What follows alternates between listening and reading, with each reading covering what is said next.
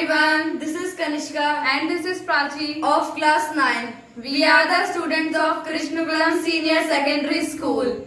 Today we are going to discuss about An interesting topic of mathematics, that is geometry. Look, this night appears very dark, but sometimes stars appear much brighter than the city. Yes, sometimes I have seen that group of stars appear like a question mark. And I also want to draw this. Can you please help me? See, first you will draw points showing the position of stars and then you join them. Oh, it seems if I am giving you a lesson of geometry. Geometry? What is that? Geometry is a branch of mathematics that deals with shape, size, position of figures and many things like property of spaces. Oh, please tell me more about geometry. To tell you more, I need to take you 2300 years back to a person named Euclid. 2300 years? Wow. Euclid was a Greek mathematician and was known as the father of geometry. In 300 BC, he wrote a book in which he organized and proved all the data and properties of geometry. Geometry is the English translation of Greek word geometron, in which geo means earth and metron means measurement. But what is the use of geometry? Geometry helps in understanding different shapes, properties and their relation in real world. Geometry has application in the field of architecture, astronomy, machinery and designing clothes. In fact, geometry has application in almost all spheres of life.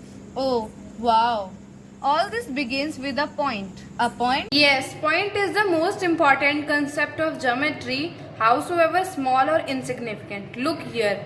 It may seem a point has no length, no breadth, no thickness, and no shape or size, yet it shows a definite position. If a point shows position, how do we differentiate point?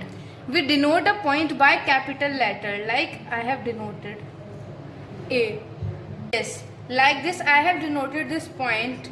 We denote a point by capital letters. No geometrical figure can be drawn without beginning with a point. Every geometrical figure should be named, and then starts by naming the points. Many points come together to form a line. A line? Yes, a line is the straight part that extends forever in both the directions. You mean it goes on and down? Yes, like this. Yes, a line is a straight path that extends forever in both the directions. You mean it goes on and on? Correct. That is why we denote two arrows on it on either side to show it never ends, like this. It contains countless number of points that we can never draw a complete picture of line. Then how do we differentiate two lines? And how do we represent them? We represent a line using small letter, like I have denoted this line by small letter M.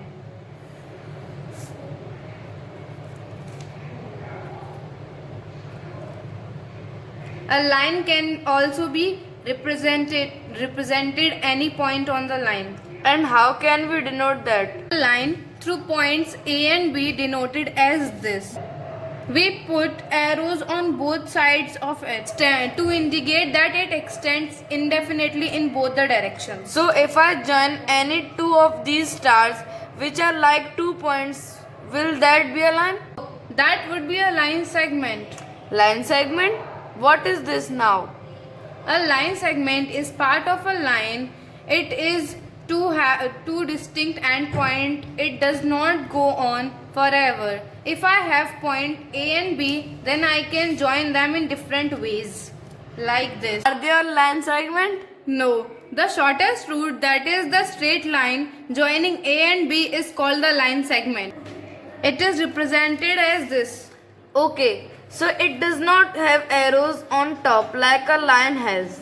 Correct. This signifies that it has endpoints. Point A and B are the endpoints of this line segment. If I fold, I get a line with two endpoints. This is a line segment. Now can you think of some examples of line segments from your day-to-day life? I can now complete my diagram. This is how that collection of stars above look. Like see, point E, F, G all lie on line. Yes, they are collinear points. What? Yes, 3 or more points are said to be collinear if they lie on a straight line. Like this, I have denoted point E, F and G in a straight line and point D on the other side. Point E, F, G are said to be collinear, but point E, F, G and D are said to be non-collinear points. Okay, let's go to bed. Oh wait, let me tell you about ray. Ray? What is that? Ray is a part of line. It starts from one point and goes endlessly in one direction. I have heard about sun's ray. Is it the same as ray you are talking about? Yes, if you consider sun's rays, then they start from one point and move endlessly in one direction only. Here, this starts from point A and lies on the path of ray. It is denoted as AB and the sign of ray. No matter what the direction of ray is, be the cross will always point towards the right. So, if PQ is a ray, its starting point, that is P, is also called vertex. Q is another point on ring. Remember that Q is not the starting point of this ray. So, we cannot denote ray PQ as ray QP. Now I can complete my diagram with points, line segment and rays. Perfect. So a point is almost invisible tiny dot. Many points come together to form a line, which is starting path that extends forever in both the direction. Like line segment is part of a line and has two distinct points. A ray starts from point and go endlessly in one direction. Thank you. You.